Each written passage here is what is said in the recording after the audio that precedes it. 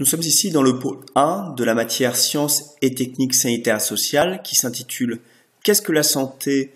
Qu'est-ce que le bien-être social? Le point 4, comment émergent les problèmes de santé et les problèmes sociaux? Et le titre de ce cours, comment la société française fait face aux risques et crises sanitaires. En introduction, le maintien de l'état de santé des individus et de la population a longtemps été remis en cause par la méconnaissance que l'on pouvait avoir de l'origine des pathologies. Avec le développement de l'hygiène, de la vaccination ou encore des traitements comme les antibiothérapies, les risques que pouvaient représenter les infections et les épidémies qu'elles pouvaient engendrer sont sous un relatif contrôle. Pour autant, il existe encore des sociétés confrontées à ces risques et les pays dits développés doivent faire face à des dangers dont ils sont souvent à l'origine. Première partie, quels sont les risques sanitaires auxquels nous devons faire face? Premier point, la définition. Alors, un risque sanitaire, c'est une situation d'exposition à un danger, à un aléa, qui peut avoir des répercussions sur la santé de l'individu et ou de la population. Il en existe un grand nombre, dont voici quelques exemples. Alors là, il s'agit de quelques exemples qui sont bien évidemment pas une liste exhaustive, puisqu'il existe un nombre incalculable de risques auxquels la population peut être confrontée. Nous allons commencer par le premier point, qui est l'environnement. Et pour cela, nous allons regarder une vidéo qui va servir de point d'appui. Vous regardez Télévision UNICEF. Le Tchad n'enregistre plus aucun cas de choléra depuis le début de l'année 2012. Cependant, cette situation est mise en péril par les inondations. Les conditions d'hygiène et de salubrité des populations sinistrées se sont fortement dégradées. Là, j'ai obligé d'utiliser le même eau pour pouvoir se laver et même déféquer dans l'eau stagnante. On jette les déchets et en plus on boit ça. À la délégation sanitaire de Bongor, qui est rattachée au ministère de la Santé publique, l'accent est mis sur l'importance du partenariat pour prévenir le retour du choléra dans le pays. La santé publique relève de la responsabilité du gouvernement pour la prise en charge du choléra et la prévention du choléra. Et c'est le gouvernement, les ONG et la population sont impliqués. Certaines pratiques sont source de propagation du virion cholérique. Il est donc important de promouvoir les pratiques essentielles d'hygiène. Les radios communautaires sont un bon moyen de toucher les populations. Madame, mesdames et messieurs, vous venez là de suivre les spots sur la prévention du choléra. Dans les villages, les campagnes de sensibilisation sont aussi menées avec des troupes de théâtre. Avant de manger, il faut se laver les mains avec du savon. Il faut maintenir la maison propre. Ensemble, vivons contre le choléra. Nous sommes face à une population qui est en majorité analphabète. Pour préparer une situation, nous on se dit que le théâtre forum est cette méthode-là qui est très efficace dans la sensibilisation. Nous voulons dire à la population de ces quartiers que la santé n'a pas de prix. Les relais communautaires sont aussi des acteurs importants pour le changement de comportement. Ils sont formés pour mener des animations ou des activités de porte-à-porte. Ils aident les populations à purifier l'eau et ils leur expliquent aussi les méthodes simples pour lutter contre le choléra.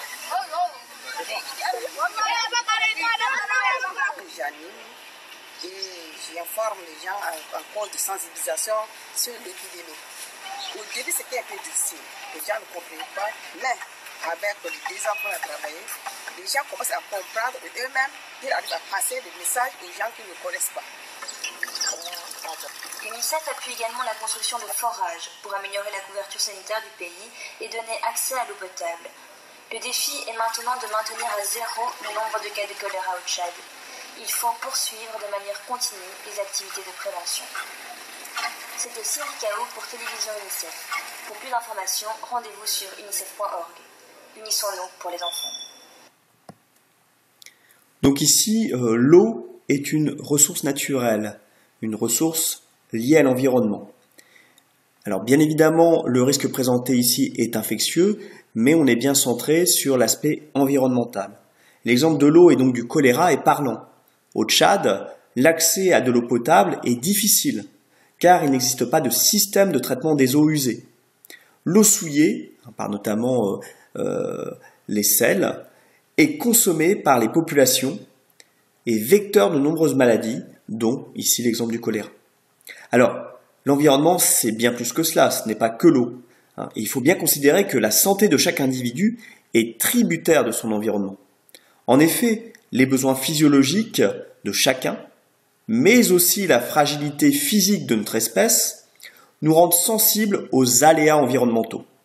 Ainsi, comme c'est évoqué sur ce précis, les sécheresses, les inondations, les tempêtes ou encore les éruptions volcaniques sont autant de risques qui peuvent mettre à mal la santé des êtres humains. L'activité humaine, de plus, a souvent des conséquences néfastes sur l'environnement. Ainsi, la production de gaz à effet de serre influe sur les climats et met en danger des populations déjà fragilisées par des États qui rencontrent des difficultés à gérer des risques sanitaires auxquels font déjà face leurs populations.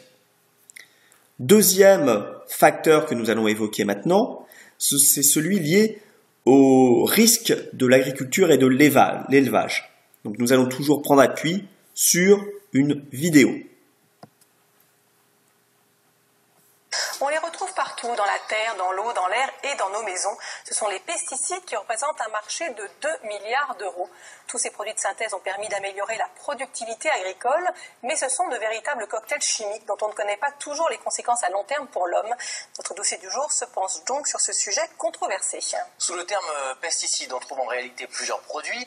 Les plus utilisés sont les fongicides, les herbicides et les insecticides. Alors les fongicides, ce sont des substances qui servent à lutter contre les champignons et les moisissures. Les herbicides permettent aux jardiniers de nettoyer un sol avant de planter en inhibant la pousse des herbes. En inhibant la pousse des herbes, vous avez fait exprès ? Oui, si absolument. Vous avez écrit cette fois, oui. C'est bon, d'accord. Les insecticides, eux, provoquent la mort des insectes en bloquant leur système nerveux. Une question fait débat dans la société et les scientifiques n'arrivent toujours pas à trancher.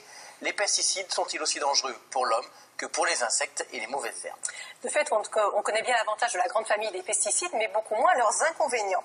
Certains chercheurs pensent que le contact répété avec ces produits serait dangereux pour l'homme. Ils prennent pour exemple le changement de sexe de crapauds qui vivent dans des marais proches de zones agricoles très exploitées. Laetitia Fouque et Anna Salzberg se sont intéressées au Roundup, l'herbicide le plus vendu dans le monde et dont la France est le 3e utilisateur. Regardez le reportage. Roscoff, en Bretagne. Ici, une équipe de biologistes s'intéresse justement de très près aux effets des produits de synthèse sur l'homme. Les gènes de l'oursin et les gènes de l'homme ne sont pas tous les mêmes. Mais pour étudier les mécanismes à l'origine de la cancérisation, c'est le meilleur modèle expérimental qu'on puisse trouver. Donc ici, on a une femelle qui nous pond des milliers d'ovules. Donc maintenant, nous allons effectuer la fécondation pour obtenir des embryons. Nous utilisons du Roundup commercial que nous sommes allés acheter dans le commerce du coin. Là, nous avons les embryons, un lot dans lequel on ne va rien rajouter et l'autre dans lequel on va rajouter le Roundup. Donc, on va prélever une certaine quantité et qui correspond à une dose qui est très inférieure à celle utilisée en pulvérisation. Nous, on pensait, comme tout le monde, qu'il était totalement inoffensif. Un produit tellement inoffensif que l'équipe du professeur Bellé l'avait choisi comme produit témoin, sorte de produit de référence permettant de valider des tests menés sur d'autres molécules. Mais au final, le témoin s'est avéré coupable. Donc là, on est au stade de combien? 4 cellules. 4, on est en train de passer à 8, j'ai l'impression. Voilà, là. ils ont 5 heures de développement. Voilà, et donc ceux qui sont traités au Roundup sont bien en retard par rapport aux autres. D'accord. Voilà, quand on analyse très attentivement ce qui se passe au niveau de l'ADN, on voit que ce qui se passe à 90 minutes dans les cellules normales apparaît avec 40 minutes de décalage dans les œufs traités au Roundup. Les cellules sont équipées d'un mécanisme de surveillance, un système de contrôle qui normalement veille au bon déroulement de la division. Si une cellule est endommagée, elle est réparée ou elle s'autodétruit. Mais sous l'effet du glyphosate, l'agent actif du Roundup, l'ADN se modifie, ce mécanisme ne fonctionne plus. Des cellules échappent à ce contrôle du point de surveillance. Et c'est bien le glyphosate qui a un effet sur l'ADN et donc sur les points de surveillance de la division, mais pour agir, il faut qu'il rentre dans les cellules et ce sont les produits de formulation qui lui permettent d'entrer dans les cellules. En pénétrant dans la cellule, l'herbicide provoque donc une prolifération cellulaire anarchique et incontrôlée, mécanisme qui est celui du cancer. Nous l'avons démontré avec des moyens extrêmement performants de biologie cellulaire et moléculaire que le Roundup touche ce point de surveillance dans la cellule souche. Et donc, on peut affirmer que le Roundup est cancérigène. Des accusations rejetées par Monsanto qui fabrique et vend ce produit partout dans le monde depuis 35 ans. Ces études sont peut-être fiables, sont peut-être scientifiques, elles ne sont pas appropriées pour l'évaluation du risque. Et ce que je mets en face, c'est les centaines d'études qui ont été réalisées dans un but d'évaluation du risque qui ont conclu que le produit ne présente aucun risque particulier pour la santé. Dans des procédures absolument, normales, eh bien, le produit est régulièrement réhomologué après des examens très approfondis. Mais le Roundup est loin d'être le seul produit dans la ligne de mire des associations. Un certain nombre de